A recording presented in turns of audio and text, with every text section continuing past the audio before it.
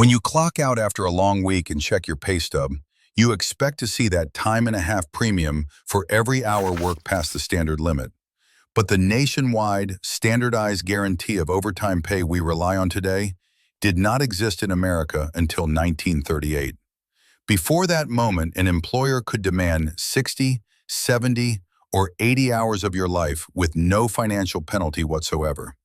Who actually decided that your boss owes you extra money just because you crossed a 40-hour threshold? The answer reveals a bitter, decades-long war over the fundamental ownership of human time.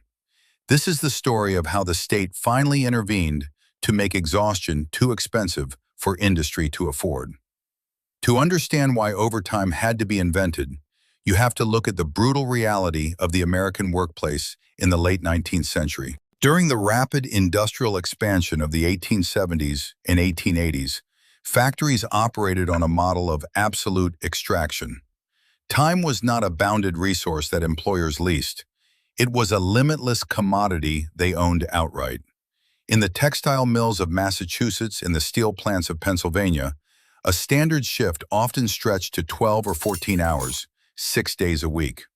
Workers were frequently paid a flat daily rate or compensated through piecework, meaning they earned pennies for every item completed, regardless of how long it took.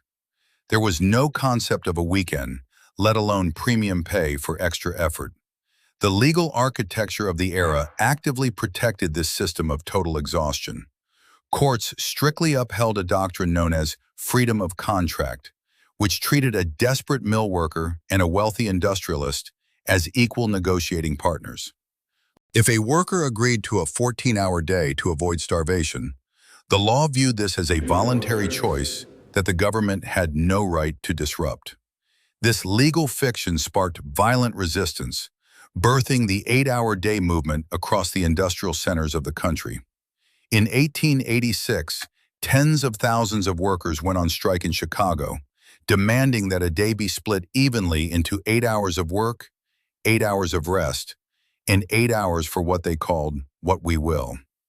The peaceful protest culminated in the Haymarket tragedy, where a bomb was thrown at police, leading to a deadly riot and the execution of labor organizers. The Haymarket affair terrified the American public and temporarily stalled the push for federal labor standards.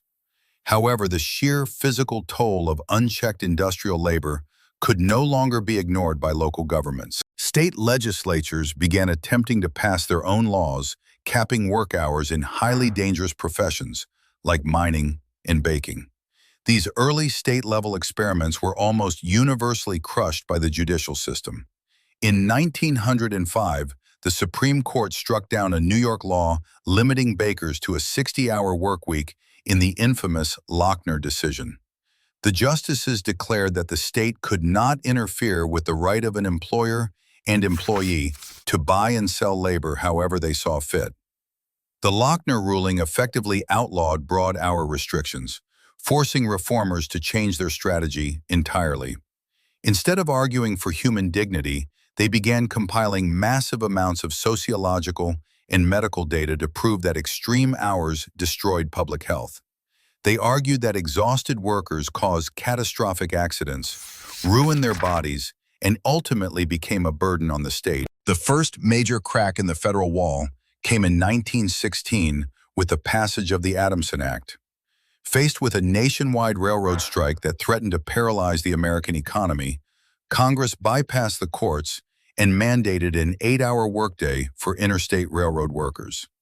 Crucially, the Adamson Act introduced the concept of paying workers extra for overtime, though it only applied to this one specific, highly unionized industry. While the railroad workers won a massive victory, the vast majority of the American workforce remained entirely unprotected. Throughout the Roaring '20s, manufacturing output soared, but the hours required to produce those goods remained stubbornly high and unpenalized. It would take the total collapse of the global economy to finally force a nationwide reckoning with how American time was valued. When the Great Depression hit in 1929, the problem suddenly flipped from overworked masses to massive unemployment. Millions of people had absolutely no work, while those who kept their jobs were forced to work grueling hours for slashed wages. The federal government realized that to save the economy, they had to artificially force employers to spread the remaining work around. In 1933, newly elected President Franklin Delano Roosevelt attempted a massive, unprecedented intervention in the labor market. His administration passed the National Industrial Recovery Act, which encouraged entire industries to write their own fair competition codes. These codes frequently included maximum hour limits, operating on the theory that forcing employers to shorten shifts would compel them to hire more unemployed workers to make up the difference. But this early system was fragile, relying heavily on voluntary compliance and convoluted bureaucratic agreements. Employers deeply resented the federal government dictating their production schedules, and many simply ignored the codes entirely. The breaking point arrived in 1935 when the Supreme Court struck down the National Industrial Recovery Act, ruling that it unconstitutionally delegated legislative power to the executive branch. With the codes abolished, factory owners immediately reverted to their old punishing schedules. Workers who had briefly tasted a regulated work week were suddenly forced back into 60-hour grinds with no increase in their weekly take-home pay. Roosevelt realized that voluntary agreements would never work, knowing he needed an ironclad permanent federal law with steep financial penalties for overworking staff. The task of designing this permanent system fell to Frances Perkins, the Secretary of Labor and the first woman to serve in a presidential cabinet. Perkins had witnessed the horrors of unregulated industry firsthand during the Triangle Shirtwaist Factory fire of 1911. She understood that simply banning long hours outright would face insurmountable constitutional challenges, so she opted for an economic weapon instead. Perkins and her team designed a law that did not strictly forbid an employer from keeping a worker on the clock for 50 hours. Instead, they engineered a financial penalty so severe that it would make those extra hours economically ruinous for the business. This brilliant legal workaround formed the backbone of the Fair Labor Standards Act, introduced to Congress in 1937. The proposed system relied heavily on standardized timekeeping to track every minute a laborer spent on the factory floor. The traditional employee punch card became a legally binding document, logging exact arrival and departure times to establish the baseline work week. Under the new law, the first 44 hours recorded on that card, a number that would automatically reduce to 40 within 3 years, would be paid at the worker's standard wage. Once the punch card proved a worker had crossed that legal threshold, the financial penalty automatically triggered. The company payroll ledger was now required by law to show a completely different rate of compensation for those excess hours. Every hour beyond the cap had to be calculated at 1.5 times the regular base pay, a massive premium designed specifically to hurt the employer's bottom line. To ensure businesses did not simply forge their records, the federal government created a robust new enforcement division. Department of Labor inspectors were granted the authority to audit factory wage books and demand back pay for any uncompensated overtime. If an employer was caught altering their ledgers to hide extra hours, they faced steep fines and potential imprisonment. Passing this radical restructuring of American time was incredibly difficult.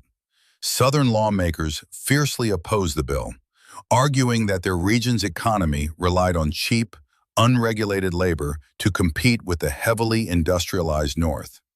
They fought a grueling legislative war of attrition, demanding exemptions for agricultural workers and domestic servants to preserve their local racial and economic hierarchies. After months of bitter compromises, Roosevelt finally signed the Fair Labor Standards Act into law on June 25, 1938. It was the last major legislative victory of the New Deal, fundamentally rewriting the social contract between American labor and capital. For the first time in the nation's history, the federal government had successfully put a concrete, universal price tag on human exhaustion. The ink on the Fair Labor Standards Act was barely dry before a massive wave of corporate resistance began. Thousands of companies immediately tried to reclassify their factory floors to avoid the new time-and-a-half mandate. The Federal Wage and Hour Division was suddenly flooded with complaints from workers, whose bosses claimed they were independent contractors rather than permanent employees. To enforce the new law, federal inspectors relied heavily on the employer's own payroll journals. When a worker filed a complaint, an inspector would cross-reference the official ledger with the worker's personal pocket diary of hours worked. If the ledger showed a flat weekly salary regardless of hours, the employer was forced to calculate the back pay at the punitive overtime rate. Even for factory workers covered by the law, calculating the exact overtime penalty proved incredibly complex for those paid by the piece. If a garment worker earned varying amounts each day based on how many shirts they sewed, the employer had to mathematically convert those piece rates into an average hourly wage at the end of the week. That calculated average became the legal baseline on the payroll ledger, and any hours over 40 required an additional 50% of that specific rate. The system faced its ultimate test in 1941 when a Georgia lumber company challenged the constitutionality of the federal wage mandates. The Supreme Court unanimously upheld the act in United States versus Darby Lumber Company. The official court decree forever buried the old freedom of contract doctrine, cementing the government's right to regulate the labor market and penalize excess hours. As workers realized the power of the new law, a massive legal battle erupted over what actually constituted an hour of work. Miners and factory workers began suing for the time spent walking through massive industrial complexes or putting on safety gear before their shift officially started. In 1947, Congress passed the Portal-to-Portal Act, specifically defining compensable work time in the federal code to stop employers from facing billions in unexpected back pay. But this monumental victory for the working class came with devastating, engineered blind spots. To secure the votes of Southern lawmakers, the architects of the law explicitly excluded millions of the most vulnerable workers from overtime protections. Domestic servants, agricultural laborers, and seasonal workers were entirely left out of the newly constructed financial safety net. These specific occupational carve-outs disproportionately excluded Black and Hispanic Americans from the wealth-building power of premium pay. A farmhand picking crops or a maid cleaning a hotel room could still be legally worked from dawn until dusk with no extra compensation. It would take decades of subsequent civil rights battles and legislative amendments to slowly expand overtime protections to these marginalized sectors. As the American economy evolved from manufacturing to office work, a new massive loophole emerged in the overtime system. The original law contained a specific exemption for executive, administrative, and professional employees who were paid a guaranteed salary. The assumption in 1938 was that these highly paid managers did not need federal protection from exploitation. This exemption was defined by a strict salary threshold printed in the federal regulations. If an employee's weekly guaranteed pay fell below that designated line, the company payroll system was legally required to track their hours and pay them overtime, regardless of their job title. However, if their salary sat above the line, the employer could demand unlimited hours with zero additional financial penalty. To exploit the white-collar loophole, modern corporations began engaging in rampant title inflation. A cashier might be promoted to an assistant shift manager, given a negligible salary bump, and suddenly stripped of their overtime eligibility. The official organizational chart became a tool of wage suppression, allowing businesses to legally extract 60 hours of labor from employees who were managers in name only. Over the subsequent decades, inflation slowly eroded the value of that salary threshold, while the government rarely updated it. By the late 20th and early 21st centuries, millions of lower-level office workers, retail managers, and fast food supervisors found themselves classified as exempt executives.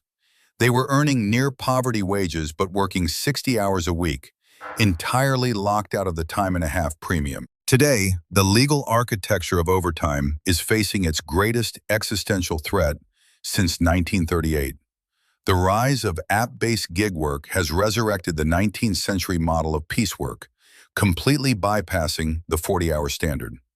Because these workers are classified as independent contractors, algorithmic platforms can extract unlimited labor without ever triggering a federal overtime penalty. The standardized overtime premium is not a natural economic law or a benevolent corporate perk. It is a deliberate, state-mandated financial weapon designed to make the exhaustion of human beings prohibitively expensive for those in power. When you see that time-and-a-half calculation on your pay stub, you are looking at the spoils of a century-long war over who owns your time. With millions of salaried employees and gig workers currently excluded from these protections, should the government abolish all occupational exemptions and mandate overtime pay for every single worker, regardless of their job title? Subscribe to our channel to uncover more hidden histories of the everyday systems and financial structures that govern your life.